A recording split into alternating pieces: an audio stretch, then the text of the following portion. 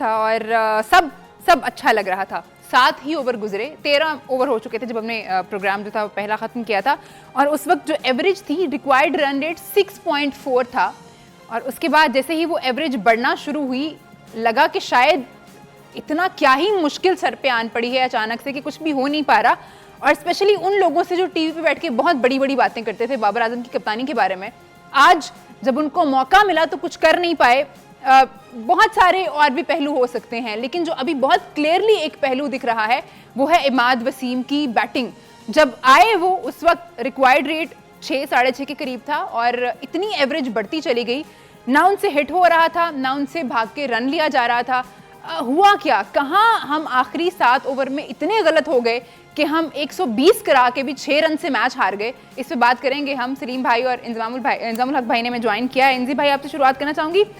इंजी भाई, एक मैच जो इतना इजी दिख रहा था हमें, इतना इजी तो चले हम नहीं कहेंगे क्योंकि ऑपोजिशन भी तगड़ी थी, उनकी बॉलिंग लाइनअप बड़ी स्ट्रांग थी, बट एक नामुमकिन चीज नहीं थी ये मैच जीतना।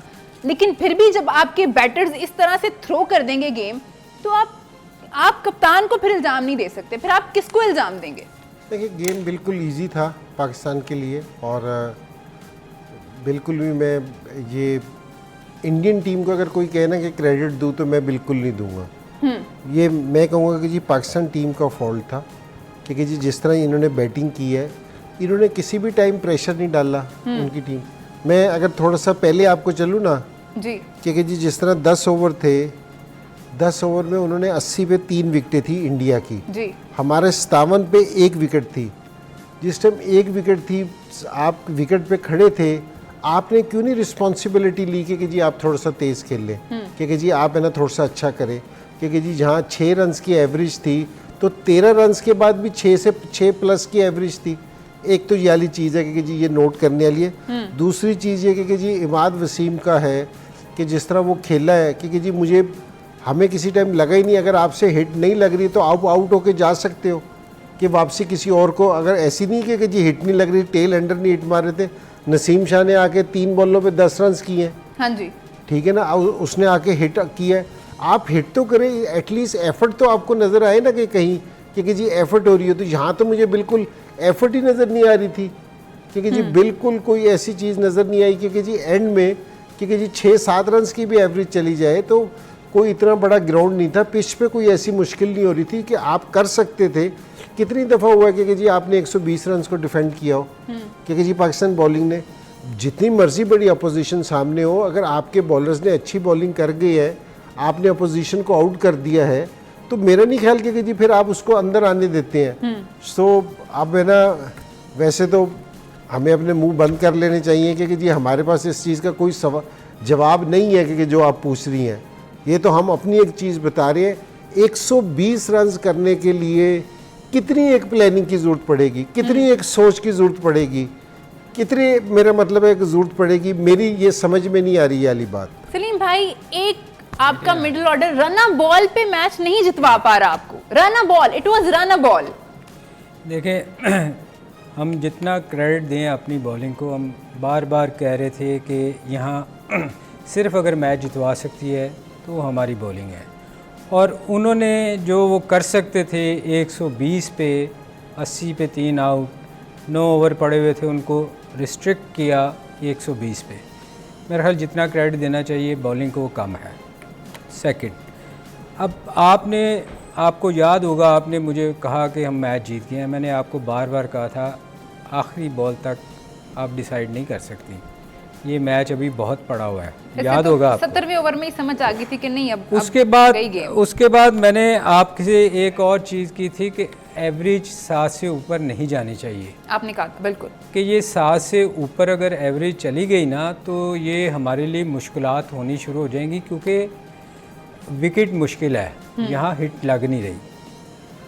आपको कितनी एवरेज चाहिए थी? 6 की जी। इससे आसान कंडीशन और क्या हो सकती थी कि आपको उससे ऊपर एवरेज जाने नहीं देनी चाहिए थी। इंजी, जब 6 की एवरेज है यार, उससे ऊपर तो जाने नहीं चाहिए ना।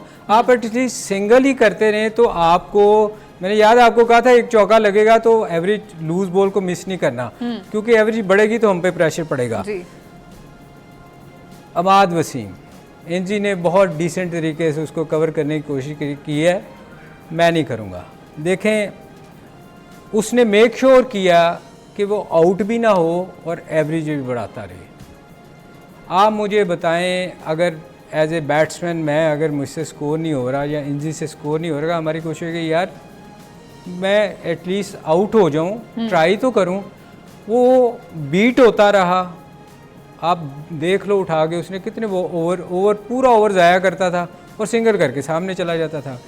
तो आई एम सॉरी, मैं एनजी ये कहना पड़ा, उसने मेक श्योर किया यार कि मैं आउट भी ना हो और एवरेज भी ऊपर ले जाऊं। इमाद वसीम जैसा एवरेज क्रिकेटर अगर 10 साल खेल रहा है, रिटायरमेंट ले रहा है और फिर उसको बोर्ड वापस बुला रहा है कि आपने टीवी पे बहुत बात कर ली है, आपने बहुत बोल लिया, अब आप टीम में वापस आ जाएं, फिर इस तरह की परफॉर्मेंस पिछली सीरीज जो उन्होंने खेली है उनमें उनकी परफॉर्मेंसेस निकाल के देख लें। एनजी ने अभी बात की थी कि हम मुंह बंद रखें, क्रिटिसाइज ना ही करें तो बेहतर है, मगर मेरा ख्याल है थोड़ा सा मुझे अफसोस इस चीज़ का है कि देखिए, इमाद वसीम पिछले PSL के बाद उसने कहीं बारी नहीं ली, बहुत कम लिए।